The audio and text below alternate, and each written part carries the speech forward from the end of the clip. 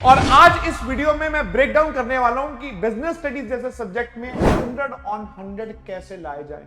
हमने इनको कुछ स्मार्ट स्ट्रैटेजीज दी, बहुत सारे बच्चों को प्रेजेंटेशन सिखाई और उनको 100 में 100 दिलवाए। क्या सच में मुझे पूरी एनसीईआरटी लर्न करनी होगी? बहुत सारी ऐसी प्रॉब्लम्स हैं जो आपके मन में चल रही होती है कि एनसीईआरटी को लाइन बाय लाइन पढ़ो। सेकंड, अब जब आप एनसीईआरटी पढ़ते हो तो वहां पर आपको इंपॉर्टेंट बातों को पकड़ना। प्लानिंग रिजिडिटी भी करती है और प्लानिंग क्या करती है? क्रिएटिविटी रिड्यूस भी करती है। क्या इन दोनों का डिफरेंस आपके दिमाग में क्लियर है? जरा भी कभी आप मार्केट में जाते हो, कोई पैकेट खुला हुआ मिल जाए, आप सामान में, जैसे कि आपको सबको पता है आजकल केस बेस्ड, और जब कभी भी केस बेस्ड क्वेश्चन आते हैं इसमें कई बार लाइन कोट करनी है, तो आपको ये पता होना चाहिए लाइन कोट में आपको एक बताओ। भरोसा करोगे तो जीत पक्की है, शक करोगे तो हार पक्की है, मैं हूं तो टेंशन काहे की, 100 आएंगे गारंटी पक्की है। और आज इस वीडियो में मैं ब्रेक डाउन करने वाला हूं कि बिजनेस स्टडीज जैसे सब्जेक्ट में 100 ऑन 100 कैसे लाए जाएं। इस समय जब हाफ ईयरली खत्म हो जाते हैं या प्री बोर्ड आने वाले होते हैं तो बहुत सारे बच्चों के 80 में से 40, 50 और टेंशन एक ही होती है, क्या मेरे भी 100 आ पाएंगे?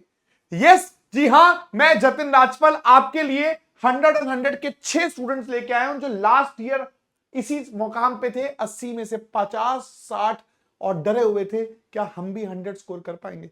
हमने इनको कुछ स्मार्ट स्ट्रैटेजीज दी, बहुत सारे बच्चों को प्रेजेंटेशन सिखाई और उनको 100 में 100 दिलवाए।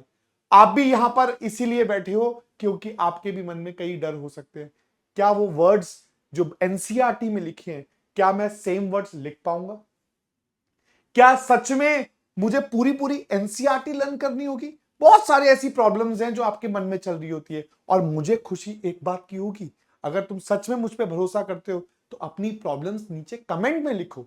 जितना ज्यादा आप कमेंट में लिखोगे उतना मैं आपके लिए वीडियो बना पाऊंगा और आपको वो प्रॉब्लम को सॉल्व कर पाऊंगा। तो चलिए देखते हैं 100 ऑन 100 कैसे लाए जा सकते हैं बीएसटी में। सबसे पहला काम, read NCERT line by line. मैंने इन बच्चों को भी यही गाइड किया था कि एनसीईआरटी को लाइन बाय लाइन पढ़ो। एक बार नहीं, 2 बार नहीं, कम से कम नहीं तो 15 बार। पहली बार जब आप एनसीईआरटी खत्म करोगे it will take 30 days. Second time जब आप एनसीईआरटी दोबारा करोगे it will take only 3 days. और थर्ड फोर्थ से लेकर जितनी मर्जी बार पढ़ लो, एक एक दिन में पूरी एनसीईआरटी खत्म हो जाती है। जितने भी 100 स्कोरर्स होते हैं आप उनसे क्रॉस चेक भी कर सकते हैं।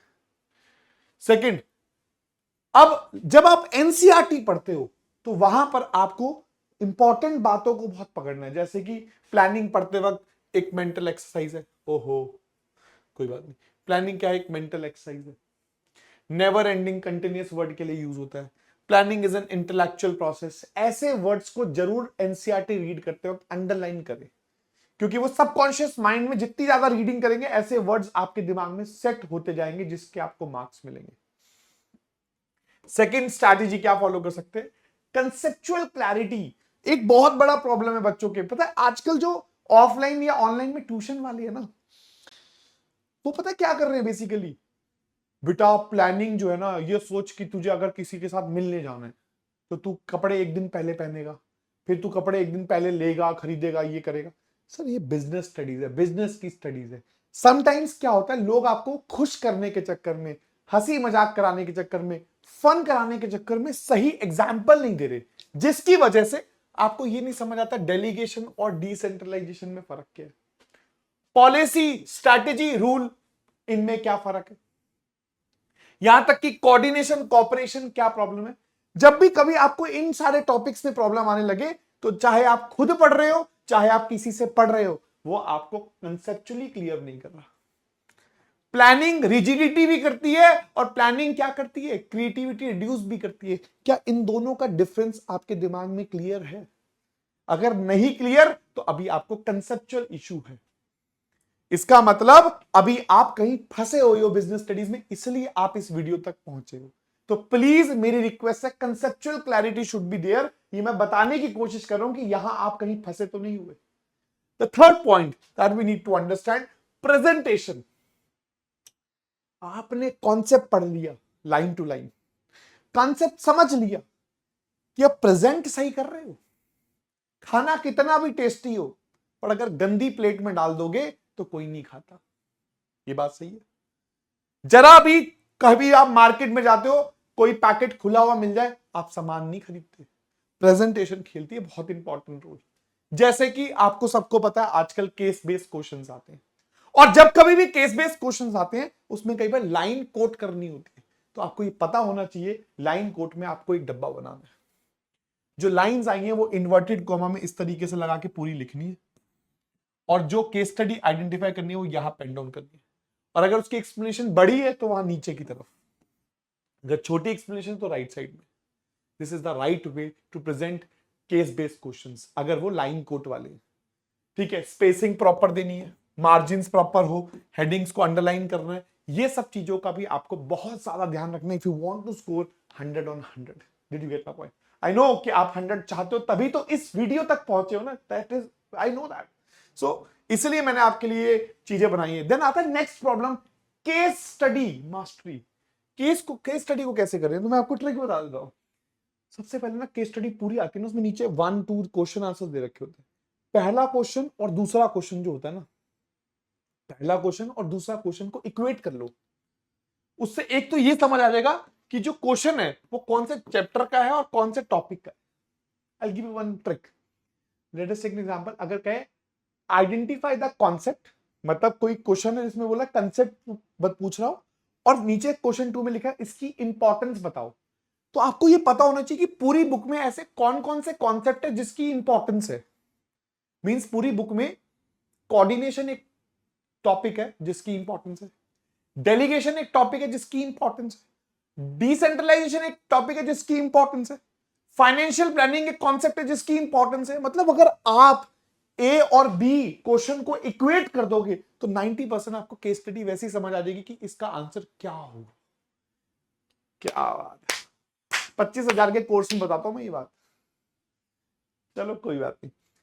आंसर एनसीईआरटी, जब भी आंसर लिखो तो प्लीज एनसीईआरटी फॉर्मेट में लिखो, और प्लीज केस स्टडी के रेलेवेंस में लिखो। ये बड़ी इंपॉर्टेंट चीज है। Did you get my point? अच्छा लगा तो दिल बनाओ, नीचे दिल बनाओ उसको कि हाँ यार सर आपने बात बहुत बढ़िया बता दिया, ये तो बहुत ही बड़ा हैक बता दिया।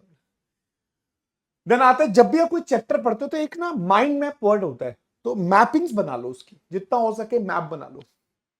ठीक है, अगर आप मैप बना लोगे तो आपको कभी भी पेपर से एक दिन पहले, रात को एक दिन पहले ऐसे लगता है यार कुछ हुआ या नहीं हुआ, तो आपको फटाफट रीड करना होता है। तो आप उस समय पे वो माइंड मैप सीड करके सारे पॉइंटर्स को रिकॉल कर सकते हो। तो 1 पेज समरी बना सकते हो। और ये सजेस्ट करूंगा जब आपका कोर्स खत्म हो जाए तो कम से कम 30 सैंपल पेपर ब्रेकडाउन में करो। जैसे 10 रिटर्न में कर लो, 10 वो वाले क्वेश्चंस कर लो जो 10 मतलब जो आपको ऐसा लगता है कि पेपर को रीड करा और उसमें लगा कि ये क्वेश्चंस नहीं आते, वो वाले रिटर्न प्रैक्टिस कर लो। और 10 आप हमेशा फाइनल्स के लिए रखो, ताकि 8 8 10 10 छुट्टियां आती है, आराम से प्रैक्टिस होती है। देन नेक्स्ट आता है आंसर राइटिंग स्किल्स। बेटा कई बार क्या होता है, बच्चों के साथ एक प्रॉब्लम होती है, प्रेजेंटेशन होता है सुंदर दिखाना कंटेंट को, आंसर राइटिंग स्किल्स होती है कि कंटेंट डीप कितना है। बहुत सारे बच्चे क्या करते हैं, ऊपर ऊपर की काली काली हेडिंग्स याद करके चले जाते हैं और अंदर का कंटेंट गंदा लिख देते हैं। तो मेक श्योर दैट यहां रीडिंग बहुत इंपॉर्टेंट रोल प्ले करेगी। हेडिंग, सब हेडिंग, कौन कौन से कंसेप्ट्स हैं जो बहुत ज्यादा डिटेल में रीड करने चाहिए। ठीक है, अगर आप चाहते हो कि मैं आपको इंपॉर्टेंट वो टॉपिक्स बताऊं जहां पर आपको डिटेल कंटेंट आना चाहिए, तो आप नीचे कमेंट कर दो कि सर प्लीज बता दो, सो दैट मैं उसके ऊपर भी वीडियो बना दूं। कि अब मान के चलते हैं 150 टॉपिक्स है पूरी बीएसटी के अंदर, तो ऐसे 30 टॉपिक्स ऐसे हैं जिसकी डिटेल कंटेंट आपको आना चाहिए, जिसपे रिपीटेड क्वेश्चंस बार बार आते हैं, तो मैं उसमें वो भी बना दूंगा आप अगर बोलोगे तो उससे आपकी आंसर राइटिंग स्किल्स बहुत अच्छी हो सकती है। आपको पता होगा कि ये वाले टॉपिक्स में फ्लो चार्ट्स की प्रैक्टिस पहले ही कर लो। ठीक है, and that's what the game is. मैंने जो की टेक अवे आपके लिए 6 ऐसी बातें बताई जिससे आप देखा जाए तो आप देख सकते हो कि आपको सबसे पहले एनसीईआरटी रीड करनी है, पहला takeaway. Second takeaway concept clarity होनी चाहिए। थर्ड टेक अवे प्रेजेंटेशन बहुत इंपॉर्टेंट रोल प्ले करेगी। देन नेक्स्ट केस स्टडी को कैसे मास्टर करना, then revision strategy, mind maps बनाने, एंड लास्ट आंसर के अंदर का कंटेंट अच्छा होना चाहिए। और यही सब किया था हमारे इन बच्चों ने, एंड दे स्कोर्ड 100 on 100। मंजिल बैच में थे हमारे, इनको हमने ऑनलाइन में इस तरीके से तैयार किया था। इन केस अगर आपको लगता है आप ये खुद से कर सकते हो तो आप करिए, इन केस आपको जरूरत हो तो नीचे आप चाहो तो हमारा कोर्स भी ले सकते हो, इन केस अगर आपको जरूरत हो। Thank you so much, have a nice day, God bless you.